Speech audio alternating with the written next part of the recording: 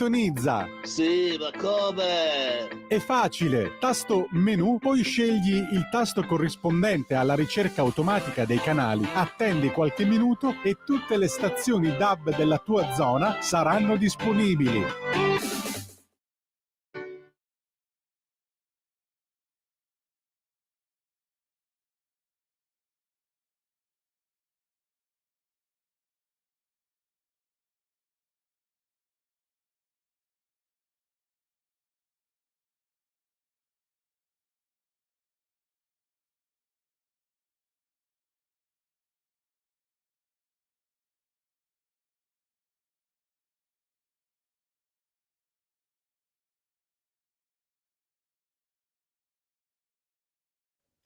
Buonasera a tutti, bentornati a Liberamente, variazioni e scorribande qui su Radio Libertà.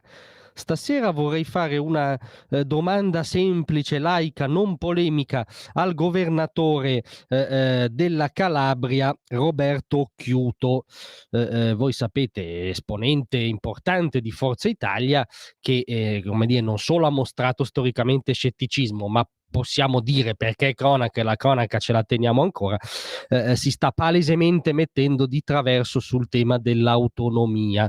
Allora, prima l'antefatto, poi la domanda. L'antefatto sono appunto le dichiarazioni di Occhiuto, che ha sostanzialmente detto che serve una moratoria prima di applicare la legge sull'autonomia. Anzitutto il governo deve evitare ora intese con le regioni anche sulle materie che non coinvolgono i LEP, cioè le materie su cui si può trattare, ricordiamo, trattare a discrezione di singola regione, l'autonomia.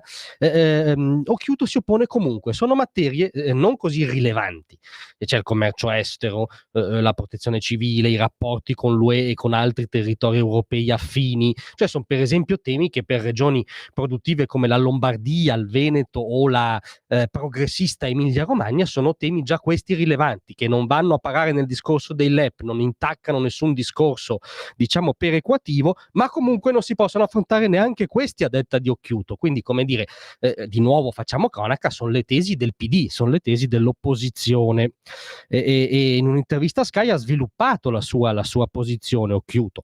Ha detto: non è uno spacca Italia, bontà sua non fa proprio addirittura lo slogan delle opposizioni, ma è stata approvata di notte e di fretta, facendola sembrare più divisiva di quella che è.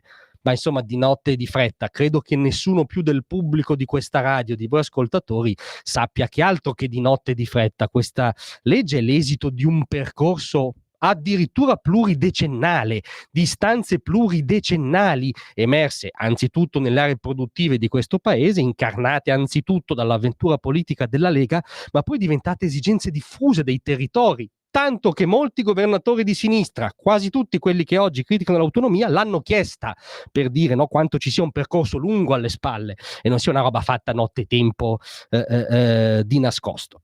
Nel testo è previsto che le intese sulle materie LEP si possano fare solo dopo aver trovato le risorse per assicurare a tutti, sia a Crotone che a Vercelli, gli stessi diritti.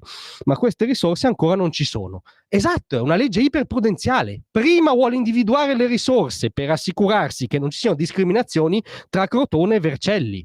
Quindi Occhiuto dovrebbe essere rassicurato da questa dimensione cautelativa della riforma, non arrivare addirittura a chiedere lo stop anche alle materie che non richiedono i LEP, perché allora il sospetto di conservatorismo a priori, nel senso deteriore in questo caso, è forte. E qui viene la domanda che vorrei girare con grande pacatezza al governatore Occhiuto.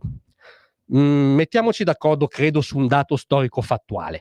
Cos'è stato in vigore in Italia, direi dal primo dopoguerra ad oggi? Il centralismo. Il centralismo è stato positivo per la sua regione? Il sistema centralista, basato sostanzialmente sull'ipoteca, spesso sull'idrovora romana rispetto ai territori, ha prodotto benessere per la Calabria, per i cittadini calabresi, ha generato servizi efficienti in Calabria, ha generato prosperità economica, ha generato un habitat favorevole allo sviluppo della libera impresa, ha come dire, liberato tutte le potenzialità che un territorio di quella bellezza, di quelle risorse, di quei talenti ha? Ministro Occhiuto, credo che la risposta, governatore Occhiuto, anzitutto, non affrettiamo i tempi, credo che la risposta sia già nella domanda. Grazie a tutti, a domattina.